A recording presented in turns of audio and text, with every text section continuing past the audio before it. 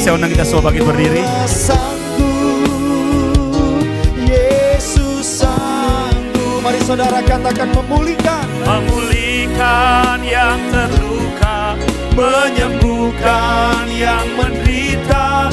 Dia sanggup memulihkan hidupku. Dia sanggup memulihkan hidup. Kami percaya Engkau yang sanggup, Tuhan. Dia sanggup memulihkan hidupku. Mari tepuk tangan buat Tuhan kita. Haleluya. Kami percaya Tuhan Engkau telah memulihkan setiap kami. Engkau bukan belum memulihkan, tapi Engkau sudah memulihkan.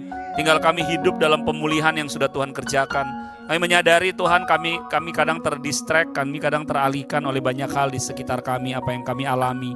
Tuhan, kami percaya firman-Mu, bahkan persekutuan dengan Engkau pada siang hari ini akan kembali mengarahkan kami kepada kehidupan yang dipulihkan oleh Tuhan. Itulah sebabnya Tuhan kami mengakui bahwa tanpa tuntunan firman-Mu kami akan mudah sekali tersesat. Kami butuh firman-Mu Bapa, bicaralah atas firman-Mu, pakai hamba-Mu yang menjadi saluran di mana Engkau berbicara. Hamba tidak bisa, hamba tidak mampu kalau bukan Engkau yang mengurapi. Pengurapan-Mu ada atas semua kami Bapa. Kami percaya siang hari ini akan menjadi sesuatu yang berbeda. Sebab firman-Mu yang adalah pribadi-Mu sendiri akan melawat setiap kami. Kami buka hati kami untuk kami menerima firman-Mu dalam nama Tuhan Yesus Kristus.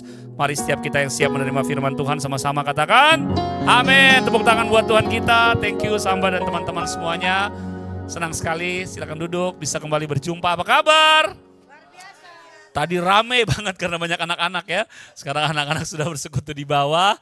Tadi saya pikir anak-anak bakalan bersekutu dengan kita sama-sama. Saya bilang berarti saya harus extraordinary nih ya. Kalau ada anak-anak kecil, karena pasti gak mudah buat mereka untuk bisa mendengarkan firman Tuhan, bisa duduk diam. Oke, hari ini saya mau mengajak kita melihat PowerPoint yang sudah saya siapkan. Minta tolong ditampilkan. Nah, kan namanya Bethesda Ministry nih. Hari ini kita mau gali dari Bethesda. Kisah di kolam Bethesda. Tepuk tangan dulu. Apakah sudah ada? Kolam Bethesda itu ada banyak kebenaran yang bisa. Nah ini nih kolam Bethesda. Kolam Bethesda, kita lihat gambar di awal, slide pertama. Di kolam Bethesda ini jadi sesuatu yang sangat penting untuk kita renungkan. Supaya Bapak Ibu teman-teman semua yang ada di Bethesda Ministry kemudian melihat bahwa ada sesuatu yang pasti Tuhan ingin kerjakan lewat setiap pribadi kita. Nah saya cerita sedikit soal kolam Bethesda pada zaman itu. Jadi kolam Bethesda pada zaman itu merupakan sebuah kolam di mana begini. Orang-orang yang sakit itu pada berkumpul. Kenapa? Sebab orang-orang yang sakit entah itu buta, entah itu timpang, lumpuh, entah itu sakit apapun. Mereka kan berkumpul sebab pada waktu itu kepercayaan mereka kalau kemudian ada gelombang daripada air itu kepercayaan mereka. Itu bukan Alkitab sebenarnya yang sampaikan. Mereka kemudian percaya bahwa malaikat akan turun dan mereka akan mengalami kesembuhan. Dan faktanya itu adalah sebuah kepercayaan dari masyarakat bukan dari apa yang memang firman Tuhan janjikan. Jadi itu kepercayaan mereka. Ntar saya akan jelaskan kenapa kok kemudian bisa ada air yang bisa muncul gelombang. Apakah memang karena kemudian memang ada malaikat? Enggak. Nanti sebentar kita akan lihat gambar selanjutnya. Tapi begini, kisah ini juga menjadi sebuah hal yang jangan-jangan terhubung dengan kehidupan kita saat ini. Apa maksudnya? Jadi begini, kisah ini bukan hanya menjadi sebuah kisah yang pada akhirnya kita tahu bahwa di kolam Bethesda Tuhan kemudian melawat seseorang. Tapi begini, kisah di kolam Bethesda ini menjadi juga sebuah hal yang bisa terhubung sama kita. Jangan-jangan kita ada sama seperti orang-orang yang ada di kolam Bethesda saat itu. Orang-orang yang lagi menantikan kesembuhan, orang-orang yang lagi menantikan pemulihan. Ada banyak hal dan jangan-jangan saudara, kita juga sama kayak orang yang dilawat oleh Tuhan kemudian yang 38 tahun sakit dan dia nunggu. Dan tahu nggak sebenarnya kalau ada air gelombang itu terjadi, itu nggak semua juga kok yang disembuhkan. Karena ini memang hanya sebuah kepercayaan semata-mata dari masyarakat yang ada. Nah ini yang saya ingin sampaikan bahwa begini saudara, bahwa yuk keberadaan kita hari ini memang ini menjadi sebuah kisah, tapi jangan sampai kita ada di kolam Bethesda seperti kebanyakan orang, tapi mereka fokus kepada apa yang dipercayai saat itu, bukan fokus kepada begini. Lawatan Tuhan yang kemudian melawat mereka. Puji Tuhan pada waktu itu ada ada seseorang yang dilawat sama Tuhan. Nah makanya saya kasih judul firman Tuhan hari ini, kita lihat slide selanjutnya. Lawatan yang mengubahkan. Nah kita akan baca ayat demi ayat Yohanes pasal 5. Saya berdoa gini saudara, bahwa Tuhan sudah melawat setiap kita. Katakan Tuhan sudah melawat saya. Bukan belum loh, Tuhan sudah melawat. Nah ini sangat penting buat kita, tetapi yuk kita mau ambil makna rohaninya. Kalau kemudian Tuhan melawat, apa sih yang akan terjadi dalam kehidupan kita? Kita boleh baca sama-sama, kalau saudara bisa terlihat di layar saudara, itu sudah terlihat ya. Kita baca bergantian, Yohanes 5 ayat 1 sampai 9. Saya akan baca ayat 1, saudara baca ayat yang kedua, kita bergantian sampai ayat yang ke-9. Sesudah itu ada hari raya orang Yahudi dan Yesus berangkat ke Yerusalem. Silakan.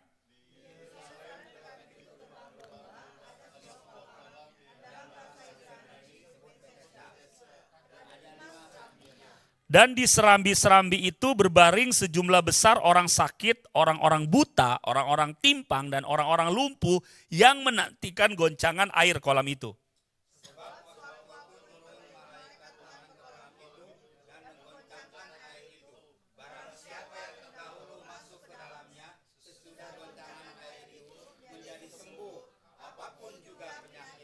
Di situ ada seorang, ayat yang kelima, di situ ada seorang yang sudah 38 tahun lamanya sakit. Ketika Yesus melihat itu berbaring di situ dan karena ia tahu bahwa ia telah lama dalam keadaan itu, berkatalah ia kepadanya, maukah engkau sembuh? Jawab orang sakit itu kepadanya, Tuhan, tidak ada orang yang menurunkan aku ke dalam kolam itu apabila airnya mulai goncang. Dan sementara aku menuju ke kolam itu, orang lain sudah turun mendahului aku.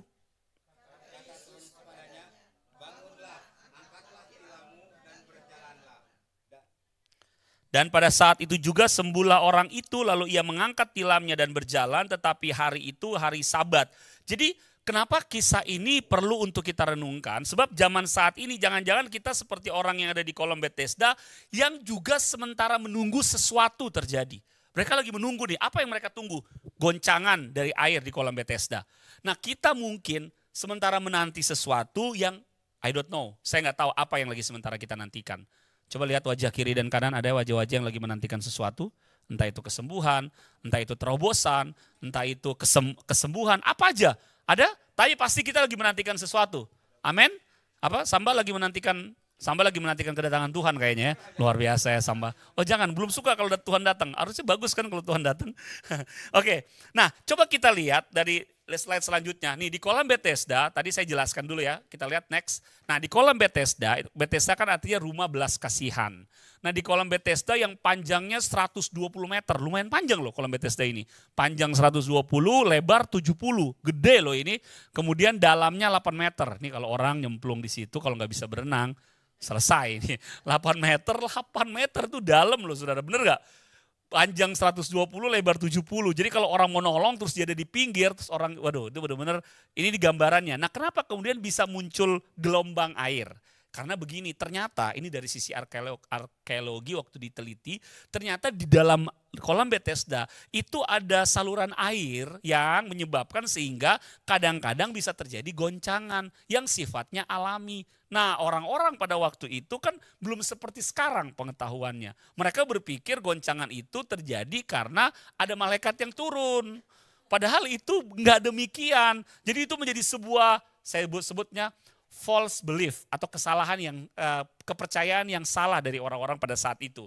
Nah, yang menariknya ini Saudara, yang menariknya dari kisah ini adalah Tuhan kemudian datang ke kolam Bethesda itu. Dan apa yang Tuhan Yesus lakukan pada waktu Tuhan Yesus datang? Dia kemudian menjumpai seorang yang lumpuh yang sudah berapa tahun? 38 tahun. Wow, nggak dikasih tahu siapa namanya. Siapa nama orang tersebut nggak dikasih tahu, tapi yang pasti orang ini sudah 38 tahun lumpuh dan kemudian dia menantikan sesuatu. Nah, coba kita lihat hal yang pertama ya saudara yang bisa kita pelajari. Coba kita lihat slide selanjutnya dari ayatnya yang itu sebenarnya ayatnya yang ke-5. Di situ ada seorang yang sudah 38 tahun lamanya. Poin yang pertama saudara. Yuk kita masuk ke poin yang pertama. Next.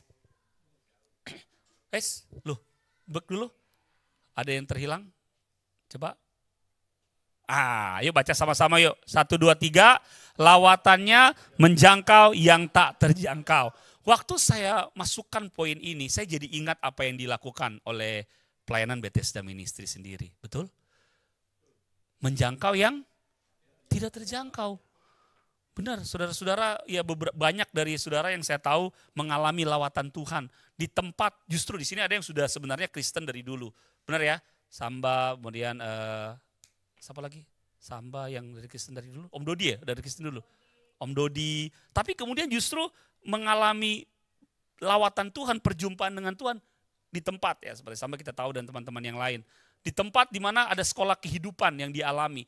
Nah sama, orang ini dia tuh tempatnya bayangkan loh, orang udah gak pedulikan. Ahli-ahli Farisi, ahli-ahli Taurat pada saat itu pemuka agama, itu gak peduli tempat ini. Buat mereka ini tempat orang-orang yang kemudian mau mencari sesuatu untuk mereka mengalami kesembuhan. Jadi mereka benar-benar dilupakan.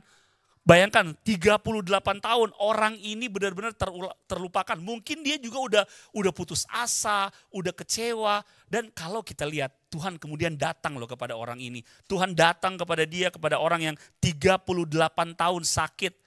Secara khusus ditulis Tuhan datang melawat orang yang 38 tahun sakit. Saudara dengar baik. Kalau kita lihat kisah Tuhan melawat, selalu begini loh. Tuhan banyak sekali melawat orang-orang yang tidak terjangkau. Saudara masih ingat kisah perempuan yang dilawat sama Tuhan. Perempuan Samaria yang dilawat sama Tuhan di Sumur Yakub. Sama, gak ada yang mau jangkau dia. Buat orang-orang Yahudi pada waktu itu, hal yang tidak baik, hal yang najis kalau kemudian berkomunikasi, ngomong sama orang Samaria. Tapi Tuhan Yesus melawat wanita tersebut. Masih ingat kisah Sakeus?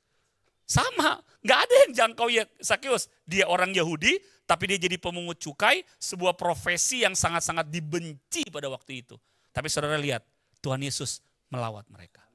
Melawat orang-orang tersebut. Dalam konteks ini Tuhan Yesus melawat orang yang ada di kolam Bethesda yang terbaring lumpuh 38 tahun lamanya. Nah, hal pelajaran rohani apa sih yang bisa kita ambil saudara dari kisah ini? Bahwa begini loh, Tuhan pun kalau orang ini dilawat oleh Tuhan, maka percayalah saudara, saya dan saudara dalam situasi-situasi kondisi yang mungkin kita lagi menantikan sesuatu. Enggak mungkin Tuhan tidak akan melawat setiap kita.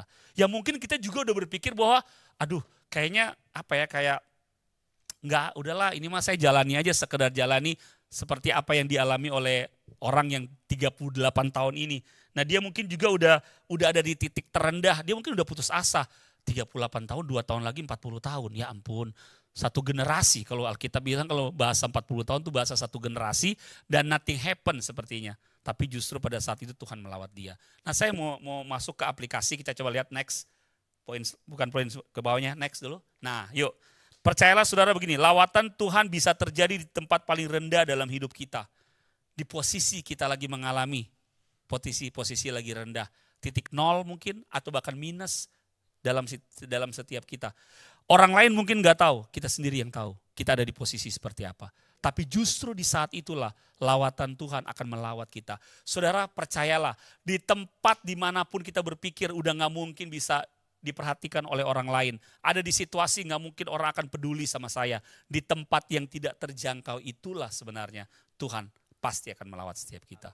Apalagi kalau kita kaitkan ini dalam konteks Injil. Dalam konteks Injil ini sudah terjadi loh. Tuhan telah berinisiatif untuk melawat setiap kita. Kalau kita lihat ini kasih karunia banget loh untuk orang ini. Dari sekian puluh, sekian ratus orang, Tuhan khusus datang kepada dia yang sudah 38 tahun. Maka imani hal yang sama. Apalagi saudara dan saya saat ini. Tempat titik apa sih yang lagi engkau ada saat ini? Titik yang tidak terjangkau kah? Titik yang sepertinya gak ada lagi pertolongan, yang udah mulai putus harapan, yang udah gak diperdulikan. Di titik itulah imani saudara, Tuhan gak mungkin gak menjangkau kita. Lawatannya pasti menjangkau kita. Gak mungkin, Tuhan tuh kalau kita lihat dalam konteks Injil saat ini ya, dalam konteks Injil tuh artinya apa sih? Dalam konteks Injil tuh begini, dari konteks apa yang sudah Tuhan kerjakan di atas kayu salib. Kisah ini terjadi, saya mau tanya, Tuhan Yesus sudah disalib belum? Belum. Tapi dalam konteks saudara dan saya saat ini, Tuhan Yesus sudah disalib. Wah beda banget tuh. Kalau udah bicara dalam konteks Tuhan Yesus sudah disalib, bahwa kita beriman kepada Tuhan, nggak mungkin Tuhan akan biarkan kita. Nggak mungkin saudara. Jangan-jangan saya nggak seperti pria yang ini, 38 tahun sakit. Saya jangan-jangan tergolong dari yang lain, yang nggak dilawat. Kalau dalam konteks Injil, nggak mungkin saudara tidak akan dilawat. Percayalah saudara. Cuma hati-hati. Jangan sampai kita tertutup oleh apa yang kita percayai yang salah. Kayak orang-orang yang ada saat itu. Oh, kalau air gelombang di kolam Bethesda beriak, ada gelombang, baru kesembuhan terjadi. Kita nggak tahu. Saya nggak tahu gelombang seperti apa saat ini yang menutupi cara berpikir kita. Yang kita berpikir bahwa lawatan Tuhan nggak mungkin lah. Nggak mungkin memulihkan, nggak mungkin menyembuhkan. Come on, apa yang Tuhan tidak sanggup pulihkan? Tadi lagu kita baru nyanyi. Walaupun gak janjian sama teman-teman PW. Dia sanggup, Yesus sanggup melakukan perkara yang biasa-biasa. Salah ya saudara? Melakukan perkara yang apa? Perkara yang besar. Dia sanggup, Yesus sanggup memulihkan yang terluka, menyembuhkan yang menderita. Dia sanggup memulihkan hidupmu. Apa yang Tuhan tidak sanggup? Amin. Boleh kasih tepuk tangan buat Tuhan kita? Yang berikutnya coba kita lihat poin yang kedua. Nah, di poin yang kedua saya kemudian mencatat begini saudara. Lawatannya, baca sama-sama yuk saudara. Lawatannya memberikan harapan, 2-3. Lawatannya memberikan harapan. Jadi bukan hanya dia akan menjangkau kita yang dalam situasi sepertinya tidak terjangkau. Situasi yang tidak terjangkau itu akhirnya artinya sesuatu yang di situasi yang sangat-sangat buruk, sangat-sangat tidak ada pertolongan, sangat-sangat nggak ada yang memperhatikan. Tapi juga lawatan Tuhan selalu akan memberikan harapan dalam hidup kita. Saudara lihat ya di ayat yang ke-6 dan ke-7 kita lihat pertanyaan Yesus kan begini nih kepada orang ini. Maukah engkau sembuh? Itu sebenarnya sapaan yang bisa membangkitkan harapan buat dia. Kamu mau sembuh nggak? Mungkin dalam pemahaman saya, mungkin nih orang karena 38 tahun di kolam Bethesda, dia udah nggak tahu bahwa orang yang lagi nanya ke dia, ini adalah orang yang sanggup melakukan mujizat. Betul? Dia nggak tahu nih bahwa orang yang nanya dia, ini udah viral di luar. Ini orang yang lagi dicari-cari, ini yang orang yang pendarahan, wanita yang pendarahan 14 tahun, udah pegang jubahnya. Ini orang yang sanggup bangkitkan orang yang mati. Orang ini mungkin gak tahu. Makanya jawabannya dia, iya sih tapi aku gak ada yang nolong aku untuk kalau gelombangnya terjadi. Gak ada yang orang yang tolong aku untuk masuk ke air kolam duluan. Pemahaman dia kan begitu. Apa bedanya sama saudara dan saya? Kita harusnya beda. Amin. Dia belum tahu, tapi saya mau tanya. Saudara dan saya kita tahu gak apa yang Tuhan sanggup kerjakan? Yes, kita tahu. Harusnya begini. Jangan izinkan harapan kita mati. Tenggelam oleh situasi dan kondisi. Justru gini, kita harus tahu bahwa kalau lawatan Tuhan melawat setiap kita. Harapanku di dalam-Mu, hanya Kau Yesus Tuhanku. Ku percaya, ku aman dalam-Mu. Harapan kita, kalau orang ini sayang banget dia nggak tahu siapa yang lagi tanya ke dia. Mungkin kalau orang dia udah tahu siapa yang lagi tanya ke dia, dia langsung bilang, udah Tuhan ngomong sepatah kata aja, aku pasti sembuh. Tapi orang ini enggak, dia ngomong nggak ada yang turunkan aku. Tapi saudara dan saya kan beda. Amin. Kita udah tahu siapa Tuhan kita. Ayo, jangan izinkan kita masuk dalam golongan-golongan orang, termasuk juga orang tersebut yang gak kenal Tuhan sih. Saudara dan saya udah kenal Tuhan. Tuhan sudah melawat setiap kita, bukan belum. Rohnya bahkan Tuhan taruh di dalam kita. Firman-Nya selalu datang setiap hari. Tapi jangan sampai begini loh. Situasi, saya selalu ngomong, saudara masih ingat gak perkataan saya? Budaya punya kekuatan mempengaruhi orang tanpa orang itu sadar bahwa dirinya lagi dipengaruhi. Orang-orang yang ada di kolam Bethesda, budaya atau kepercayaan yang ada di kolam Bethesda pada saat itu yang mereka tahu. Kalau gelombang air terjadi, baru malaikat lagi sementara menggerakkan, baru kesembuhan terjadi. Itu kepercayaan mereka. Mereka terbawa sama budaya saat itu. Sehingga mereka lupa ada pribadi yang sanggup untuk menyembuhkan. Yang ada di depan, yaitu Kristus. Tapi saudara dan saya sekali lagi kita beda. Yuk saudara, bangkitkan harapanmu. Coba lihat wajah kiri dan kanan, adakah wajah-wajah yang lagi mulai kehilangan pengharapan? Dilihat aja saudara, dilihat aja ya, jangan dihakimi ya, dilihat aja. Nah, yang menariknya saudara, ini boleh saya bilang nih perkataan aku tidak punya orang yang menolong aku. Ini kalimat paling menyedihkan karena dia udah putus asa, udah kehilangan pengharapan. Nah kan Tuhan bertanya begini, maukah engkau sembuh? Ternyata kata maukah engkau sembuh, itu bahasa Yunaninya, gak usah dihafal gak apa-apa, cuma sekedar tahu, gak mempengaruhi keselamatan, percayalah. Sekalipun saudara gak hafal, saudara tetap akan diselamatkan. Kata yang digunakan maukah engkau sembuh adalah ini, teleis higies genestai, yang artinya begini nih, maukah engkau sembuh tuh punya pengertian begini, apakah engkau mau sembuh seutuhnya? Jadi bukan cuma fisik. Seutuhnya tuh mencakup tubuh, jiwa, dan roh. Ada orang saat-saat ini secara fisik mungkin tidak sakit. Enggak sakit-sakit yang apa secara fisik. Tapi enggak sedikit secara mental, secara jiwa. Itu yang lebih berbahaya. Ki, kamu betulnya tuh kayak dari hati banget ya Ki. Kayaknya perlu didoakan, enggak bercanda. Semua, puji Tuhan Kiki aja yang gitu. Tapi banyak orang loh. Hari-hari ini tuh gampang banget yang bisa bikin kita down. Gampang banget yang bisa bikin kita tuh jadi tertekan secara jiwa. Ya nggak sampai sakit jiwa sih, tapi tertekan secara jiwa. Nah kabar baiknya, maukah engkau sembuh? Pertanyaan itu sebenarnya bukan hanya bicara soal fisik. Tapi sampai ke jiwa dan, bukan cuma sampai jiwa, dan roh. Kita yang tadinya melayani berapi-api. Tadi saya dekat brother Kosim ya, Kosim gak salah ya. Namanya Muhammad Kosim. Keren banget. My brother. Tuhan ya, wah, saya merasa bahwa apinya luar biasa ini rohnya. Nah yang harus kita jaga adalah, saya pernah membahas di Wahyu itu kisah tentang jemaat di Efesus, surat untuk jemaat di Efesus. Satu kali Tuhan kemudian menegur mereka sebab mereka telah kehilangan apa? Kasih mereka yang semula. Nah ini yang harus kita jaga. Orang bisa kehilangan kasih mula-mula sebab begini. Rohnya lagi sakit. Iblis akan berusaha mendistract kita saudara. Supaya kita tidak mengalami kesehatan secara roh sebenarnya. Nah yang Tuhan tanya, maukah engkau sembuh? Ingat bukan cuma tubuh, tapi juga bukan cuma fisik. Tapi mencakup di dalamnya jiwa kita, tapi mencakup juga di dalamnya roh kita. Orang ini makanya lawatannya memberikan harapan, sebab Tuhan itu memberikan harapan yang baru. Perkataan ini di dalamnya juga begini, ada sebuah panggilan rohani dari Tuhan. Hei, aku tuh melawat engkau, bukan hanya sembuhkan engkau secara fisik, tapi seluruhnya sama hidup kita. Tuhan kalau sembuhkan kita bukan hanya kalau gini, Tuhan tolong, kata dokter saya darah tinggi, jantung, kata dokter saya ngalamin penyakit parah ini, itu. Bukan hanya itu. Tapi Tuhan mau sembuhkan kita sampai ke jiwa kita, sampai ke roh kita. Mungkin ada orang-orang juga yang kita kasihi lagi mengalami situasi yang tidak mudah.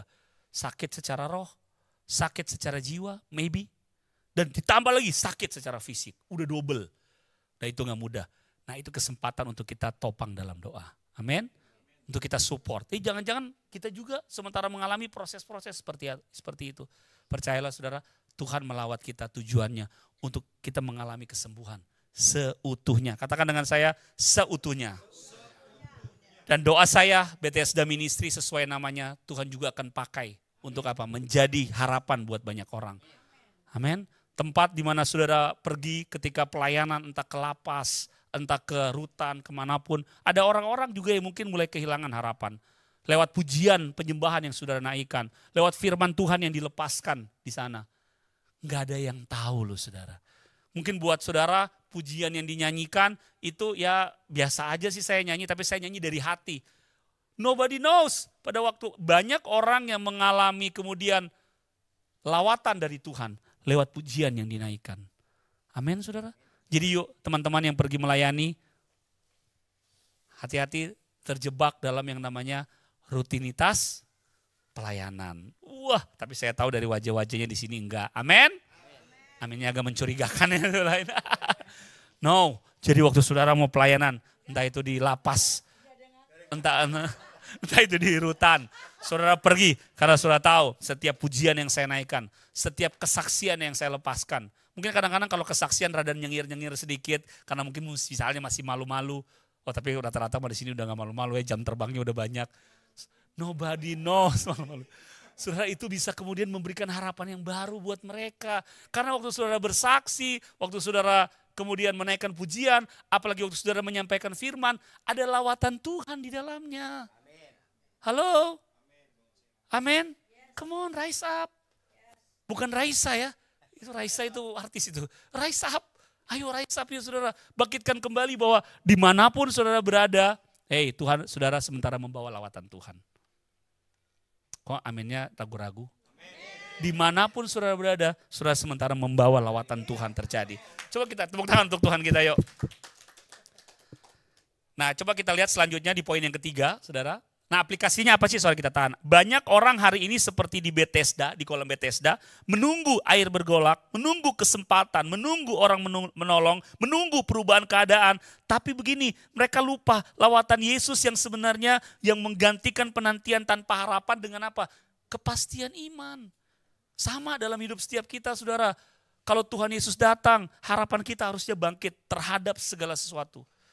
Hati-hati, iblis hari-hari ini lagi kerja keras supaya kita jadi orang-orang yang tidak punya harapan. Karena kenapa? Kayaknya sia-sia. Lihat dong situasi kondisi, lihat dong fakta yang ada. Sampai ada orang-orang yang suka ngomong begini, saya mah lebih baik gak usah berharap. Loh kenapa gak usah berharap? Daripada saya berharap terus gak terjadi, saya kecewa. Kayaknya benar ya. Padahal kita bilang apa? Kita justru disuruh berharap. Tapi harapan kita kepada Tuhan. Harapan sungguh ada. Harapan kita dalam Tuhan itu sungguh ada. Dan tidak akan pernah hilang.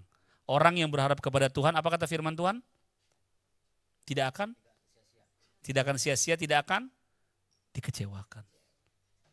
Tapi iblis lagi bawa kita dalam pola pikir yang kebanyakan ada pada saat itu. False belief. Lebih baik gak usah berharap.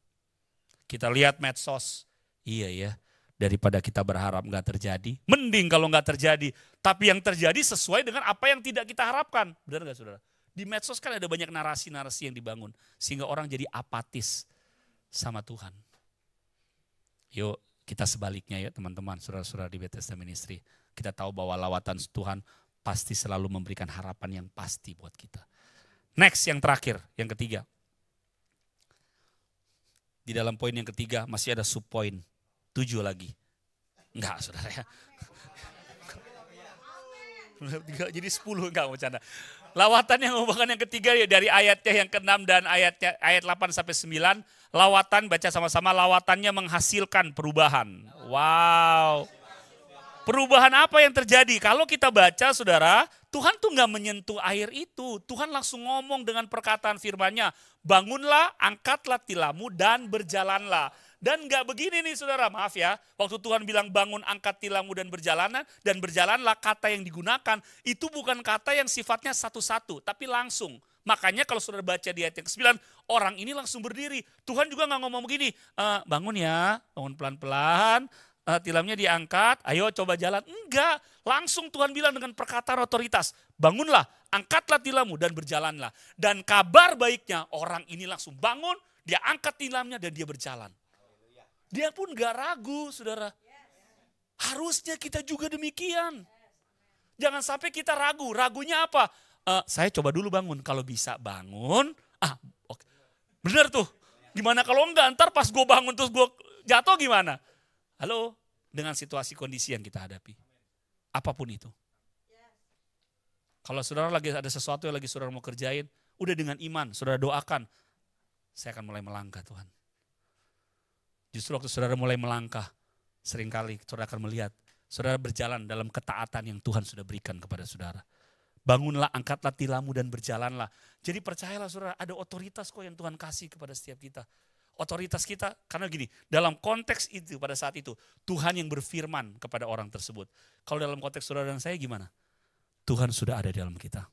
Firman-Nya sudah tersedia bagi kita. Bagian kita sekarang beda sama orang ini. Tinggal kita membaca firman-Nya, kita mengaminkan semua yang baik. Kalau yang kita butuhkan adalah kesembuhan. Oleh bilur-bilur Tuhan Yesus saya disembuhkan. Kalau yang kita butuhkan adalah pertolongan dalam hal apapun. Saya percaya Tuhan terima kasih untuk pertolongan yang Tuhan sudah berikan. I believe. Jadi gini, terjadi perubahan saudara. Dan tentunya perubahan juga dalam kehidupan setiap kita. Saudara baca Alkitab baik-baik. Semua orang yang dilawat sama Tuhan pada zaman itu terjadi perubahan. Ingat wanita yang Samaria yang saya sebutkan tadi, dia berubah loh dari wanita yang maaf ya, Tuhan ngomong begini sama dia, bawa sini suamimu. Aku gak punya suami. Benar, sebab yang ada padamu saat ini, itu yang kelima, itu pun bukan suamimu. Tapi kalau saudara baca ayat-ayat selanjutnya, wanita ini ketika mengalami lawatan perjumpaan dengan Tuhan, dia pulang ke kampungnya, dia beritakan, mungkinkah ini yang disebut Mesias? Mesias, aku telah bertemu, dia tahu keberadaan tentang diriku. Wanita ini mengalami perubahan. Sampai sekarang kalau saudara sering mendengar, wanita ini kerap disebut sebagai misionaris wanita pertama yang ada di dunia. Betul? Kenapa bisa begitu? Arah hidupnya berubah. Sakeus yang dilawat sama Tuhan. Masih ingat ketika Tuhan melawat Sakeus? Arah hidupnya berubah. Seorang pemungut cukai yang tadinya kerjanya dia memeras orang-orang Yahudi pada saat itu. Setengah daripada hartaku akan aku kembalikan. Kalau ada yang kuperas, pasti ada lah, gak mungkin gak. Kalau ada yang kuperas, akan aku kembalikan 4 kali lipat. Ya ampun saudara. Arah hidupnya berubah. Pertanyaannya gini saudara. Seharusnya, saya yakin, seberapa saudara yang percaya bahwa saudara sudah dilawat sama Tuhan? Boleh angkat tangan? Yuk, kita perlu mengevaluasi hidup kita. Harusnya arah hidup kita berubah. Kita gak boleh lagi sama saudara dengan dunia ini. Setuju saudara? Amin ya. Ya saya tahu udah gak ada di sini lah, saya bilang di luar sana. Jadi jangan ada lagi misalnya yang masih suka ngomong-ngomong kotor. Ya itu mah orang-orang, itu mah dulu ya. Wah itu mah Fanny yang dulu. Itu mah Chris yang dulu. Itu mah Deden yang dulu. Kalau dulu kagetnya yang keluar makian. Kalau sekarang begitu kaget, haleluya. Wah. Iya dong, harusnya beda dong. Wah, kita maaf ya, saya lagi lihat nih situasi zaman sekarang nih orang maaf ya, kalau ngomong guguk itu udah pakai bahasa slanker sekarang kan. Yes, my brother. Terima kasih untuk kejujurannya brother. Tapi ini contoh ya brother ya, contoh. Tapi itu, dan sorry to say, saya lihat di kalangan anak-anak Tuhan juga udah jadi kayak bahasa yang biasa. Oh my goodness. Bisa aja brother. Saya ajak setiap kita ya, come on, arah hidup kita harus berubah. Amin. Bukankah mulut yang kita keluarkan ini, mulutku penuh, gimana? Dengan sampai eho lagi, pujian. Tapi keluar juga, titik-titik Y itu. Udah gak boleh ya, amin. Setuju? Bilang kiri kananmu, yang begitu udah gak boleh, bilang. Karena harusnya arah hidup kita udah berubah. Kan kita yang nyanyi, adapun hidupku ini bukannya. Kalau lawatan Tuhan itu benar-benar melawat setiap kita, pasti perubahan akan terjadi saudara. Memang saya tahu bahwa karya yang Tuhan Yesus kerjakan, itu kemudian apa perbuatan yang kita lakukan tidak mengubahkan, tapi bukan berarti kemudian kita juga jadi orang yang tidak kurang lebih sama orang-orang di luar sana. Enggak, yang saya tahu semua lawatan Tuhan menghasilkan perubahan. Perubahan apa yang terjadi atas orang ini? Yuk kita lanjut yuk. Tadi kan saya udah bilang masih ada 7 poin ya. Enggak saudara ya. Coba kita saudara lihat ya aplikasinya. Yang di bagian bawah, next dulu di bagian bawah. Tilam yang diangkat menjadi simbol masa lalu, tidak lagi mengikat kita. Yang dulu menjadi alas penderitaan, kini menjadi tanda kemenangan. Jadi waktu Tuhan berkata, angkatlah tilammu dan berjalanlah. Tadinya tilam itu kan dipakai alas penderitaan selama 38 tahun. Oleh orang yang lumpuh ini. Tapi Tuhan bilang, angkat tilammu. Disuruh angkat sama Tuhan sengaja. Supaya apa? Supaya orang-orang pada waktu mereka melihat tilam yang dia bawa, itu tilam yang kamu pakai selama ini. Enggak, ini menjadi sebuah tanda kemenangan. Tuhan sudah sembuhkan saya. Sama saudara, setiap saudara dan saya, kita punya tilam-tilam masa lalu kita.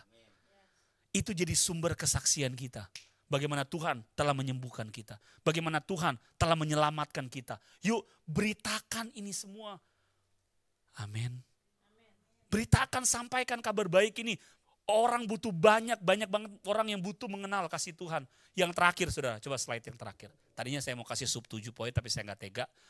Saudara lihat Corrie ten Boom. Corrie ten Boom. Bukan Corrie Tulalesi ya, kalau gak ada orangnya kan.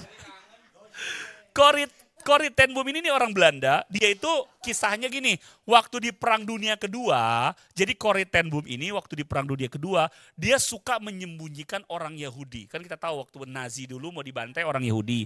Nah di Belanda dia sembunyikan, dia sengaja, ketahuan sama tentara Nazi. Pada waktu ketahuan dia ditangkap, seorang wanita, dia disiksa. By the way ini foto, waktu itu dia masih muda. Saya nggak tahu siksa apa yang dialami. Mungkin dia dipukul, mungkin dia diperkosa dan lain sebagainya oleh tentara Nazi. Dan pada waktu itu kakaknya namanya Betsy itu jadi korban mati. Tapi di penjara, waktu di kamp konsentrasi, Corrie ten Boom dilawat oleh Tuhan. Dan saudara tahu waktu dia dilawat oleh Tuhan apa yang terjadi?